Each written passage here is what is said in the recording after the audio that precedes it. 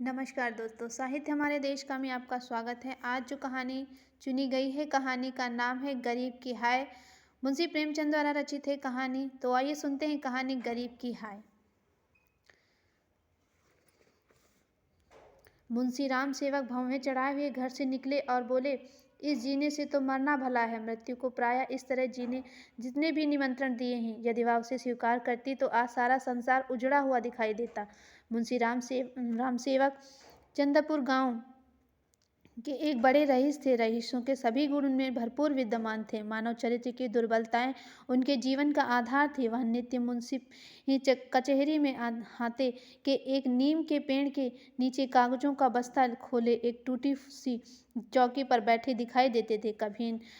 किसी ने कभी उन्हें किसी इजालस में कानूनी बहस या मुकदमे की पैरवी करते न देखा था, परंतु उन्हें सब लोग मुख्तार साहब कहकर पुकारते थे। चाहे तूफान आए, पानी बरसे, ओले गिरे, या मुख्तार साहब वहां से टस से मस ना होते थे। जब वह कचहरी चलते तो देहातियों के झुंड उनके साथ हो लेते थे। चारों ओर से उन पर विश्वास और आदर की दृष्टि पड़ती थी। सब में प्रसिद्ध था कि उनकी जीभ पर सरस्वती विराजती थी। इसे वकालत कहो या मुख्तारी, परंतु यह केवल कुल मर्यादा की प्रतिष्ठा का पालन था। आमदनी अधिक न होती थी। चांदी के सिक्के तो चर्चा ही क्या है, कभी कभी तांबे के सिक्के भी निर्भय होकर उनके पास आने से हिचकते थे। मुंशी जी के कानूनदानी में कोई संदेह न था, परंतु पास के बखेड़े से उन्हें विवश कर दिया था। खैर जो हो, उनका यह पेशा केवल प्रतिष्ठा पालन के निमित्त था, नहीं तो उनके निर्वाह का मुख्य साधन आसपास के अनाथ पर खाने पीने में सुखी विधवाओं और भोले भाले किंतु धनी वृद्धों की श्रद्धा थी। विधवाएं अपना रुपया उनके पास अमानत रखती थी। बूढ़े कपूतों के डर से अपना धन उन्हें सौंप देते थे, पर रुपए एक बार मुट्ठी में जाकर फिर निकलना भूल जाते थे। हाँ, जरूरत पड़ने पर कभी कभी कर्ज ले लेते थे। भला बिना कर्ज ले किसी का काम कैसे चल सकता था। भोर को सांझ के करार पर रुपए लेते और सांझ कभी आती ही न थी। सारांश, मुंशी जी कर्ज लेकर देना सीखे ही न थे।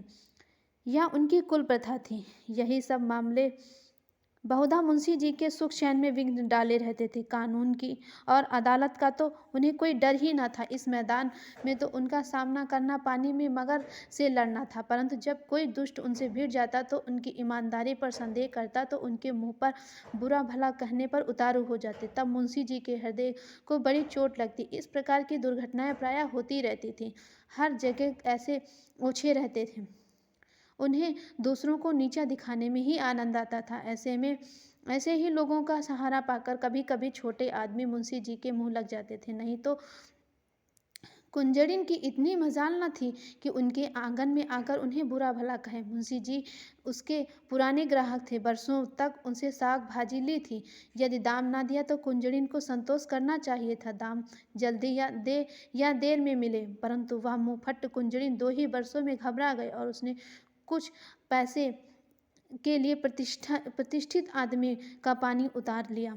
झुलझुलाकर मुंशी जी ने अपने को मृत्यु का कलेवा बनाने पर उतारू हो गए। उनका कुछ दोष न था।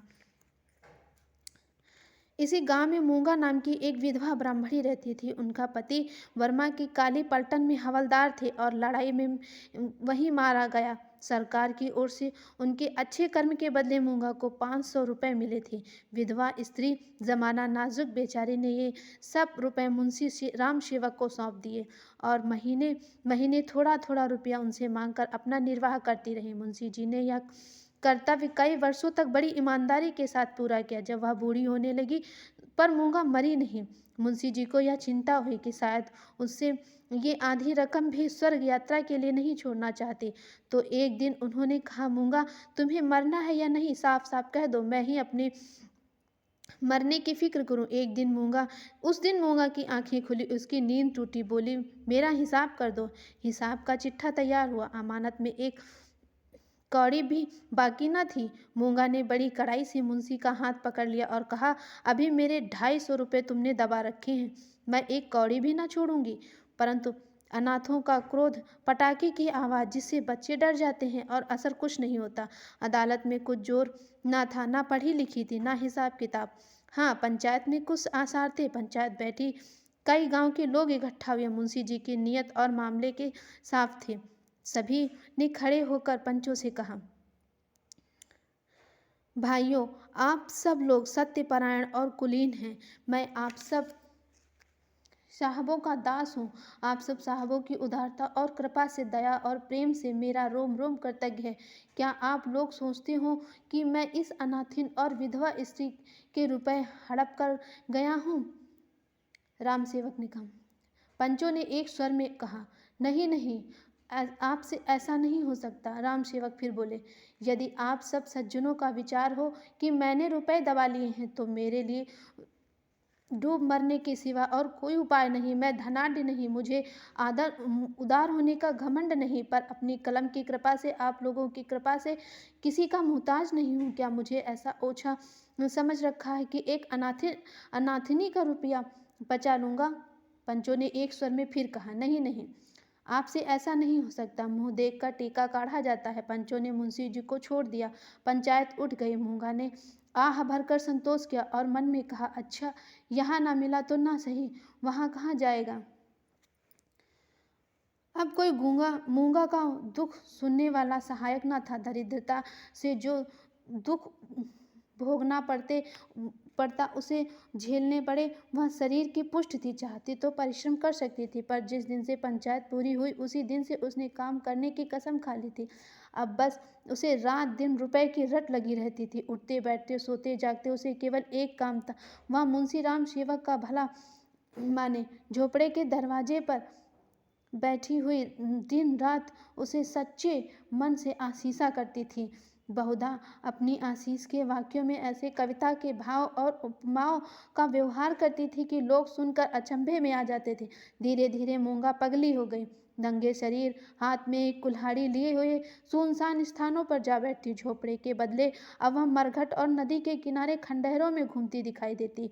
बिखरी हुई लटें, लाल लाल आंखें, पागलों सा चेहरा, सूखे हुए हाथ पांव, उसका यह स्वरूप देखकर लोग डर जाते थे। अब कोई उसे हंसी में भी नहीं छेड़ता था। यदि वह कभी गांव से निकल जाती तो गांव की स्त्री घरों के किवाड़ को बंद कर लिया करती थी। पुरुष कतरा कर इधर उधर निकल जाते, बच्चे चीख मार कर भागते। यदि कोई लड़का नहीं भागता तो वह मुंशी राम सेवक का पुत्र राम गुलाम था। बाप में जो कुछ कोर कसर रह गई थी वह बेटे में पूरी हो गई। लड़कों का उनके मारे नाक में दम हो गया था। गांव के काने और लंगड़े आदमी उसकी सूरत से चिढ़ते थे और गालियां खाने में तो शायद ससुराल में आने वाले दामाद का भी इतना आनंद न आता था। वह मूंगा के पीछे तालियां बजाता और कुत्ते को साथ में लेकर उस समय तक रहता जब तक वह बेचारी तंग आकर गांव से निकल न जाती थी। रुपया पैसा होश हवास खोकर उसे पगली की पदवी मिली। अब वह सचमुच पगली हो गई थी। अकेली बैठी अपने आप घंटों बातें किया करती थी, जिससे राम सेवक के मांस, हड्डे, चमड़े, आँखें, कलेजा आदि को खाने, मसलने, नोचने और घसोटने की बड़ी उत्सुक इच्छा प्रकट की जाती थी। जब उसकी यह इच्छा सीमा तक पहुंच गई जाती तो वह राम सेवक के घर की ओर मुँह करके खूब चिल्ला चिल्ला कर डरावने शब्दों में हाँक लगाती, तेरा लहू पीऊँगी। प्रायः रात के सन्नाटे में यह गरजती हुई आवाज़ सुनकर स्त्रियाँ चौंक पड़ती, परंतु इस आवाज़ से भयानक उसका ठठाकर हंसना था। मुंशी जी के लहू पीने की कल्पित खुशी में वह जोर जोर कर हंसा करती थी। इस ठठाने से ऐसी आसुरिक उद्दंडता, ऐसी पाशविक उग्रता टपकती थी कि रात को सुनकर लोगों का खून ठंडा हो जाता। मालूम होता मानो सैकड़ों उल्लू एक साथ हंस रहे हों। मुंशी राम सेवक बड़े हौसले और कलेजे के आदमी थे। न उन्हें दीवानी का डर था न फौजदारी का, परंतु मूंगा के इन डरावने शब्दों को सुन वह भी सहम जाते थे। हमें मनुष्य के न्याय का डर न हो, परंतु ईश्वर के न्याय का डर प्रत्येक मनुष्य के मन में स्वभाव में रहता है। मूंगा का भयानक रात में घूमना राम सेवक के मन में कभी कभी ऐसी भावना उत्पन्न कर देता था कि उससे अधिक उनकी स्त्री के मन में। उनकी स्त्री बड़ी चतुर थी। वह उनको इन सब बातों से प्राय सलाह दिया करती थी कि उन लोगों की भूल थी जो लोग कहते हैं कि मुंशी जी की जीभ पर सरस्वती विराजती है। वह गुण तो उनकी स्त्री को प्राप्त था। बोलने में तो वह इतनी तेज थी जितना मुंशी जी लिखने में थे। यह दोनों ही स्त्री पुरुष प्रायः अपनी अवस्था में सलाह करते कि अब क्या करना चाहिए। आधी रात का समय था। मुंशी जी नित्य नियम के अनुसार अपनी चिंता दूर करने के लिए शराब के 2-2 घूंट पी कर सो गए थे। यकायक मूंगा ने उनके दरवाजे पर आकर जोर से हाँक लगाई, तेरा लहू पीऊंगी। खूब खिलखिलाकर हंसी। मुंशी जी यह भयानक ठहाका सुनकर चौंक पड़े। डर के मारे हाथ पैर थर-थर कांपने लगे, कलेजा धक-धक करने लगा, दिल पर बहुत जोर डाला। उन्होंने दरवाजा खोला, जाकर नागिन को जगाया। नागिन ने झुलझुलाकर कहा, क्या कहते हो? मुंशी जी ने दबी आवाज में कहा। वह दरवाजे पर आकर खड़ी है। नागिन उठ बैठी। क्या कहती है? तुम्हारा सिर। क्या दरवाजे पर आ गई? हाँ। आवाज नहीं सुनती हो? नागिन मूंगा से नहीं परंतु उसके ध्यान से बहुत डरती थी। जो भी उसे विश्वास था कि मैं बोलने से उसे जरूर नीचा दिखा सकती हूँ, संभल कर बोली, कहो तो मैं उससे 2 बातें कर लूं। परंतु मुंशी जी ने मना किया। दोनों आदमी पैर दबाए हुए ड्योढ़ी पर गए और दरवाजे से झांक कर देखा। मूंगा ने धुंधली मूरत धरती पर पड़ी थी। उसकी सांसें तेज चलती थी, सुनाई देती थी। राम सेवक के लहू और मांस की भूख से वह अपना लहू और मांस सुखा चुकी थी। एक बच्चा भी उसे गिरा सकता था, परंतु उससे सारा गांव थर-थर कांपता था।